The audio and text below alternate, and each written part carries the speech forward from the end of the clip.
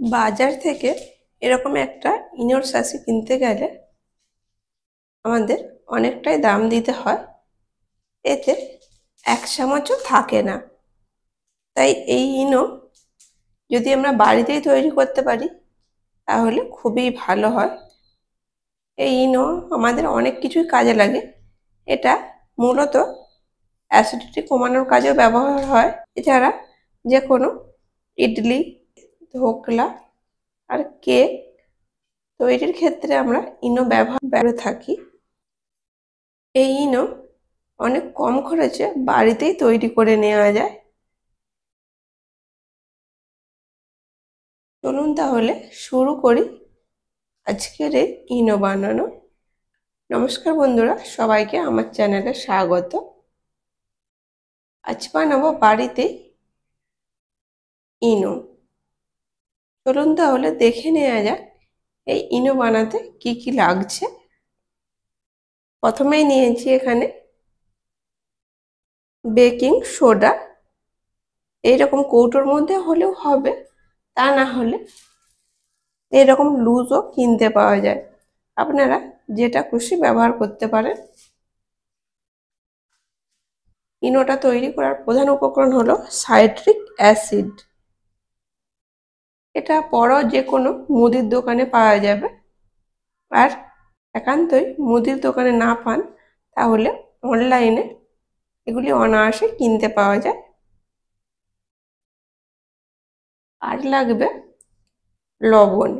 এখানে যে রক সল্টগুলি পাওয়া যায়, যেগুলি আমরা ব্রত কিংবা উপবাসের দিন খেয়ে থাকি, সেই লবণও দিতে পারবেন। তবে আমার হাতের কাছে বাড়িতে নর্মাল লবণটাই ছিল।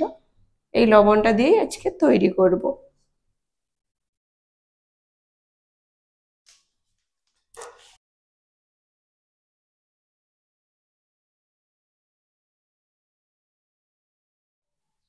এই সাইট্রিক অ্যাসিডটা দেখতে সম্পূর্ণই চিনির মতো, কিন্তু এটা চিনি না।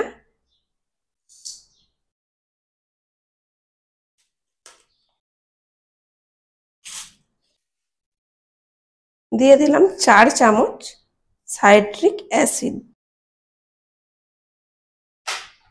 এখানে নিয়ে নিয়েছি 4 চামচ সাইট্রিক অ্যাসিড। এই সাইট্রিক অ্যাসিডটা দেখতে অনেকটাই চিনির মতো।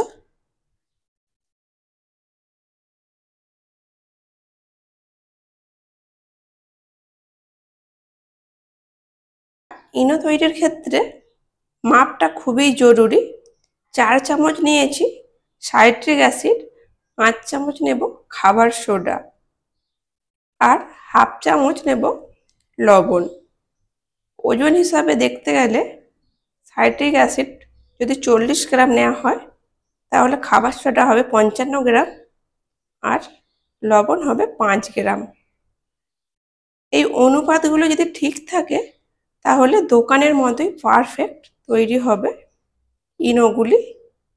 তবে সবার হাতের কাছে ওজন মেশিন থাকে না, তাই আজকে চামচ মেপে ইনোটা তৈরি করব, যাতে সবাই খুব সহজ বাড়িতে ইনোটা তৈরি করে নিতে পারেন। প্রথমে এই সাইট্রিক অ্যাসিডটা গুঁড়িয়ে নেব। তার জন্য মিক্সার গ্রাইন্ডারের মধ্যে দিয়ে এটিকে গুঁড়িয়ে নেব। আপনারা চাইলে এটাকে শিল নোড়াতে গুঁড়িয়ে নিতে পারেন, যেটা আপনাদের সুবিধা হবে সেই রকম অনুযায়ী আপনারা এটাকে গুঁড়িয়ে নেবেন। খুব ভালো করে গুঁড়িয়ে নিয়েছি। এখানে একটি মিক্সিং বোল নিয়ে নিয়েছি। এই মিক্সিং বোলের মধ্যে গুঁড়ানো সাইট্রিক অ্যাসিডটা নিয়ে নেব। একেবারে মিহি হয়ে গেছে, সম্পূর্ণই নিয়ে নিয়েছি সাইট্রিক অ্যাসিডের গুঁড়োটাকে। এবারে এর মধ্যে দিয়ে দেব 5 চামচ খাবার সোডা বা বেকিং সোডা।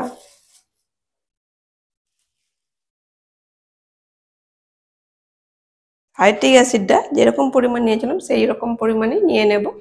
চামচে খুব উঁচু উঁচু করে নেব না, তাহলে মাপের গন্ডগোল হয়ে যাবে।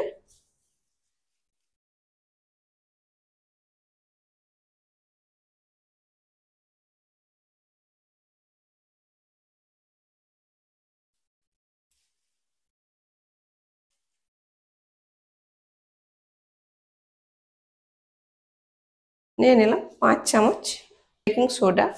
এটা কিন্তু বেকিং সোডা নিয়েছি, বেকিং পাউডারের সাথে গুলিয়ে ফেললে চলবে না।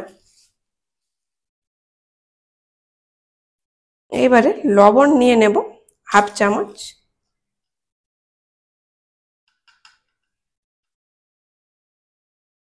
লবণ দিয়ে দিলাম হাফ চামচ। খুব ভালোভাবে মিশিয়ে নেব।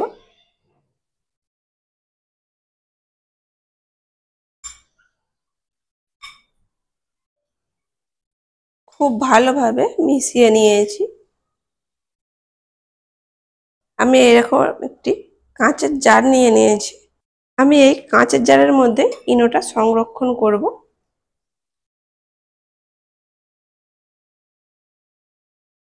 এবারে ইনোটা আমি এর মধ্যে ভরে নেব।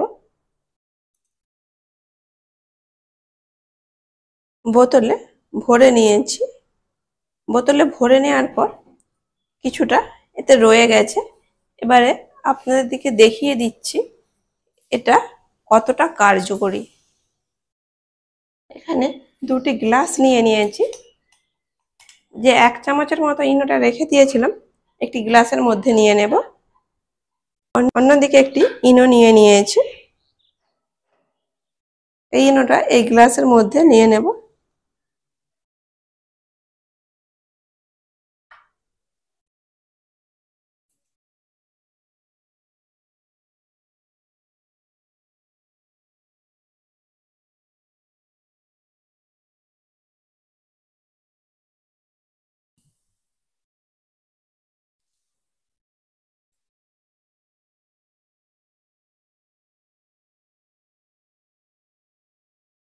দেখুন বন্ধুরা, বাড়িতে তৈরি ইনো কোনো অংশেই কিন্তু কম না।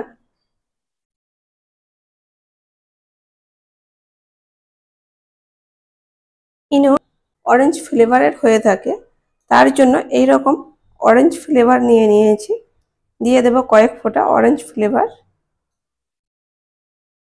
আর কালারের জন্য দিয়ে দেবো 1 ফোঁটা অরেঞ্জ কালার।